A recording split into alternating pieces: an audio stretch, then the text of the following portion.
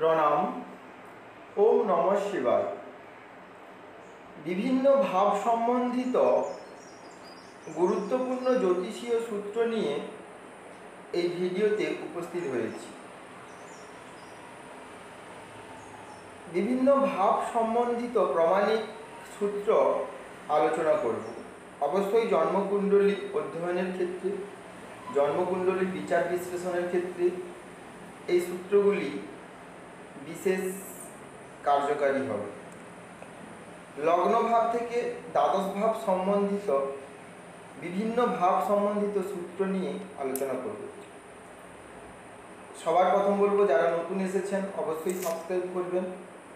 জ্যোতিষ সংক্রান্ত বা আপনার পার্সোনাল জন্মকুণ্ডলী সংক্রান্ত প্রশ্ন কমেন্টের মাধ্যমে অবশ্যই পাঠাতে পারেন। প্রশ্ন উত্তর পর্বে আমি ফিরে আসব আপনাদের পাঠানো প্রশ্নের উত্তর নিয়ে। লগ্ন ভাব সম্বন্ধিত সূত্র দেখুন, সব থেকে গুরুত্বপূর্ণ, সর্বাধিক গুরুত্বপূর্ণ লগ্ন। আপনার ব্যক্তিত্ব কেমন হবে, পার্সোনালিটি কেমন হবে, লগ্ন থেকে জানা যায়। রূপ, রং, আপনার গঠন, পুরো জীবন চক্র লগ্নের উপর নির্ভর করে। জীবনের সফলতা লাভের জন্য রাশিচক্রে লগ্নকে বলি হওয়া, লগ্নের মজবুত হওয়া আবশ্যক। দেখুন, প্রথম লগ্ন সম্বন্ধিত সূত্র। লগ্নপতি যদি বলি হয়ে কেন্দ্রে অথবা ত্রিকোণে অবস্থান করে, কেন্দ্র 1, 4, 7, 10, ত্রিকোণ হচ্ছে 1, 5, 9। লগ্নপতি বলি হয়ে যদি কেন্দ্র বা ত্রিকোণে অবস্থান করে, তাহলে জাতক জীবনে সব কিছুকে অর্জন করে। লগ্নপতি যদি শুভ গ্রহের দৃষ্টিতে থাকে, তাহলেও লগ্নকে বলি করে, বা লগ্নের উপর যদি শুভ গ্রহের দৃষ্টি থাকে, তাহলেও জাতক সফলতা লাভ করে। জাতকের ব্যক্তিত্ব, জাতকের পার্সোনালিটি সুন্দর হয়।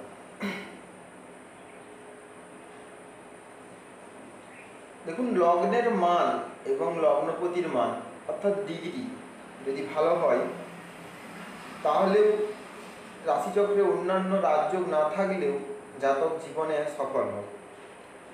লগ্নপতি অর্থাৎ লগ্নেশ যদি ষষ্ঠ, অষ্ট, দ্বাদশে যায়, তাহলে জীবনে সংঘর্ষ থাকে।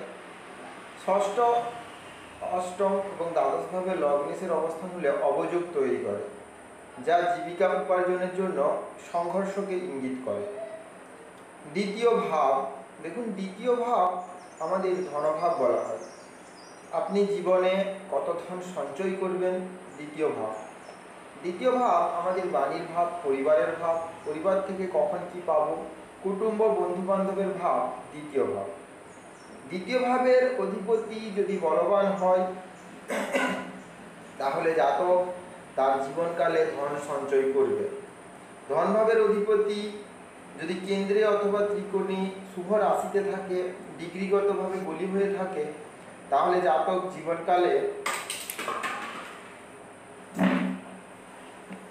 ধন অবশ্যই সঞ্চয় করবে।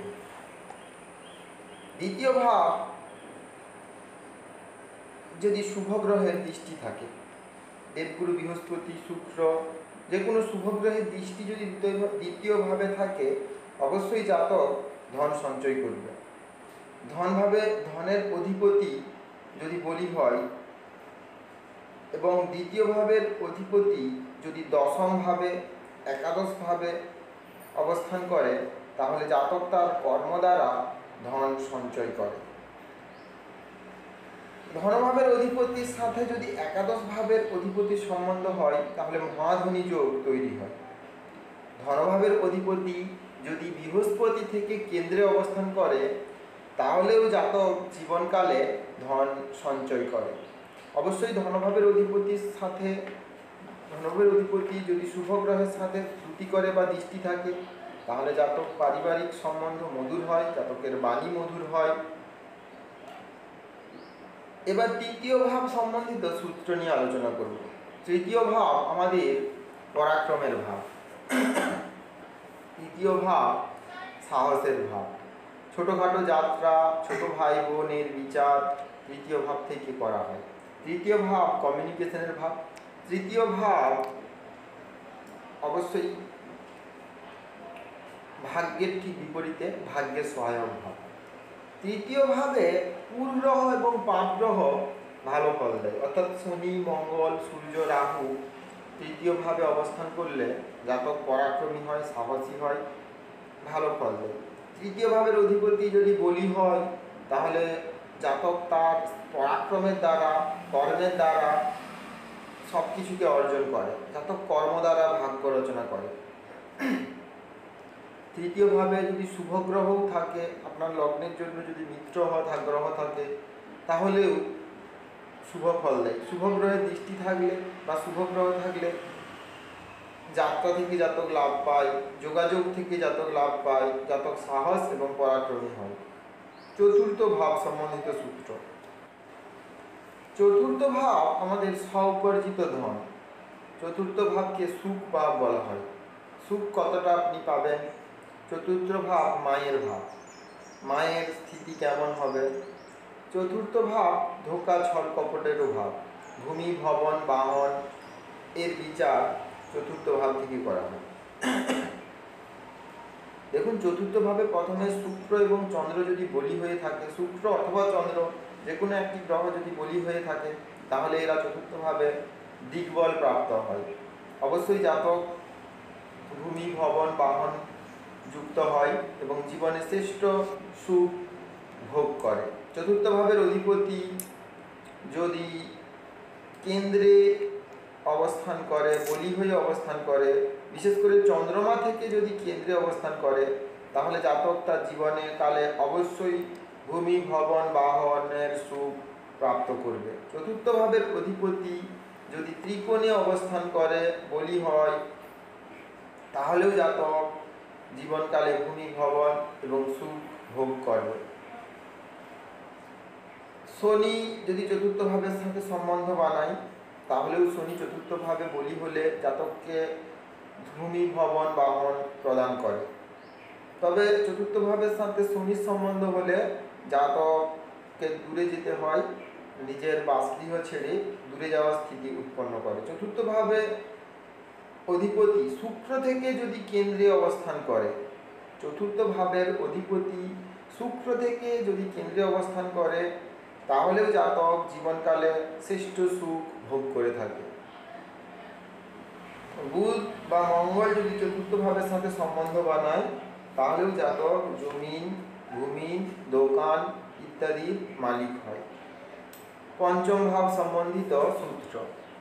পঞ্চম ভাবের অধিপতি যদি বলবান হয়, তাহলে জাতক নিজের জ্ঞানের দ্বারা, নিজের বুদ্ধিমত্তার দ্বারা জীবনে শ্রেষ্ঠ সফলতা অর্জন করে। পঞ্চম ভাবের অধিপতি উপর যদি বৃহস্পতির দৃষ্টি থাকে বা পঞ্চম ভাবকে যদি বৃহস্পতি দেখে, তাহলেও জাতক জ্ঞানবান এবং বুদ্ধিবান হয়।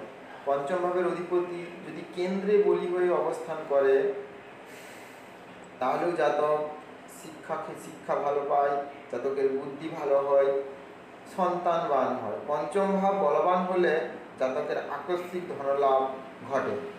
পঞ্চম ভাবের অধিপতি বলবান হয়ে বৃহস্পতি থেকে কেন্দ্রে অবস্থান করলে অবশ্যই জাতক বুদ্ধিবান, জ্ঞানবান এবং সন্তানবান হয়। ষষ্ঠ ভাব আমাদের স্ত্রীক ভাব। রোগ, রিপু, ঋণ, শত্রুর বিচার ষষ্ঠ ভাব থেকে করা হয়। ষষ্ঠ ভাবে যে গ্রহই বসে কিছু সমস্যা দেয়। ষষ্ঠ ভাবের অধিপতি বলি হয়ে ষষ্ঠে থাকলে প্রবল শত্রুহন্তা যোগ তৈরি করে। ষষ্ঠ ভাবে সূর্য, শনি, রাহু, মঙ্গল থাকলে জাতক শত্রুহন্তা হয়। ষষ্ঠ ভাবেও পাপ গ্রহ ভালো ফল প্রদান করে। ষষ্ঠ ভাবের অধিপতি অষ্টমে বা দ্বাদশে থাকলে বিপরীত রাজযোগ তৈরি করে। বিপরীত পরিস্থিতিতে জাতক সংঘর্ষ করে সফলতাকে লাভ করে। সপ্তম ভাব সম্বন্ধিত গুরুত্বপূর্ণ সূত্র। এবং সপ্তম ভাব আমাদের দাম্পত্য জীবনের ভাব, বিবাহ ভাব। সপ্তম ভাব আমাদের সহযোগিতার ভাব। সপ্তম ভাবে শুভ গ্রহ অবস্থান করলে দাম্পত্য জীবন সুখের হয়। পাপগ্রহ সপ্তমভাবে অবস্থান করলে বা দৃষ্টি করলে বিবাহিত জীবনে সমস্যা আসে। বৃহস্পতি যদি একলা সপ্তমে অবস্থান করে তাহলে সপ্তমভাবে নাশ করে। স্ত্রীদের কুণ্ডলিতে বৃহস্পতি বলবান হয়ে যদি সপ্তমে অবস্থান করে দাম্পত্য জীবন ভালো হয়। পুরুষদের কুণ্ডলিতে শুক্র বলি হয়ে সপ্তমভাবে অবস্থান করলে বা সপ্তমভাব এবং শুক্র যদি বলি হয় তাহলে দাম্পত্যের পূর্ণ সুখ উপভোগ করে। সপ্তমপতি যদি ষষ্ঠ অষ্ট দ্বাদশ স্থানে অবস্থান করে দাম্পত্য জীবনে সমস্যা আসে। সপ্তম ভাবের অধিপতির উপর মঙ্গল বা শনির দৃষ্টি পড়লে দাম্পত্য জীবনে সমস্যা বা বিবাদের স্থিতি উৎপন্ন হয়। এবার অষ্টম ভাব সম্বন্ধিত গুরুত্বপূর্ণ সূত্র নিয়ে আলোচনা করব। অষ্টম ভাব আমাদের আয়ুর ভাব। অষ্টম ভাব গোপন ভাব। আমাদের জীবনে যা কিছু লুকানো, যা কিছু গোপনীয় অষ্টম ভাব। অষ্টম ভাবে যদি কোনো গ্রহ ভালো ফল তেমন প্রদান করতে পারে না। শনি এখানে কারক হয়, সূর্য তটস্থ হয়। অষ্টম ভাবের অধিপতি যেভাবেই বসবে সেইভাবে সমস্যা দেবে। অষ্টম ভাবের অধিপতি যদি ষষ্ঠ অষ্ট দ্বাদশে যায় তাহলে সরল নামে বিপরীত রাজযোগ তৈরি করে। জাতক সংঘর্ষের পর জীবনের সব কিছুকে অর্জন করে। অষ্টম ভাবের উপর বা অষ্টম পতির উপর যদি শুভ গ্রহের দৃষ্টি থাকে, বিশেষ করে দেবগুরু বৃহস্পতির দৃষ্টি থাকে তাহলে জাতকের আয়ুকে বৃদ্ধি করে। অষ্টম ভাবে শনি মঙ্গল সূর্য জাতককে আধ্যাত্মিক দিকে, যোগ সাধনার দিকে, অকাল্টের দিকে, জ্যোতিষ তন্ত্রমন্ত্রের দিকে নিয়ে যায়। অষ্টম ভাবে কেতু থাকলে আকস্মিক ধন লাভ হয় কিন্তু হেলথের সমস্যা থাকে। নবম ভাব সম্বন্ধিত গুরুত্বপূর্ণ সূত্র নিয়ে আলোচনা করব। দেখুন, নবম ভাব আমাদের ভাগ্য ভাব। প্রত্যেকেই আমরা ভাগ্য নিয়ে জন্মগ্রহণ করেছি। ভাগ্য যদি আমাদের সাথ দেয় কম চেষ্টাতে আমরা সব কিছু অর্জন করতে পারি। অষ্টম ভাবে স্বামী যদি বলি হয় শুভভাবে অবস্থান করে তখন ভাগ্যবান হয়। বৃহস্পতি সাথে ভাগ্যভাবের স্বামী কেন্দ্রে বসলে, বৃহস্পতি থেকে যদি ভাগ্যভাবের স্বামী নবমভাবের স্বামী কেন্দ্রে বসে তাহলে জাতক ভাগ্যবান হয়। বিশেষ করে ভাগ্যের কারক দেবগুরু বৃহস্পতি যদি বলি হয় তাহলে জাতক ভাগ্যবান হয়। ভাগ্যভাবের অধিপতি যদি বৃহস্পতি থেকে কেন্দ্রে অবস্থান করে জাতক ভাগ্যবান হয়। কর্মভাব সম্বন্ধিত সূত্র দেখুন, সব থেকে দশম ভাবকে কর্মভাব বলা হয়। কোন ক্ষেত্রে আমরা কর্ম করব, কর্মের স্থিতি কেমন থাকবে দশম ভাব থেকে বিচার করা হয়। দশম ভাব পিতার ভাব, সরকারের ভাব। দশম ভাবের অধিপতি যেভাবে থাকবে সেইভাবে কিন্তু কিছুটা সমস্যা দেবে। দশম ভাবের অধিপতি বলবান হয়ে কেন্দ্রে অবস্থান করলে জাতক জীবনকালে কর্ম দ্বারা সব কিছু অর্জন করে।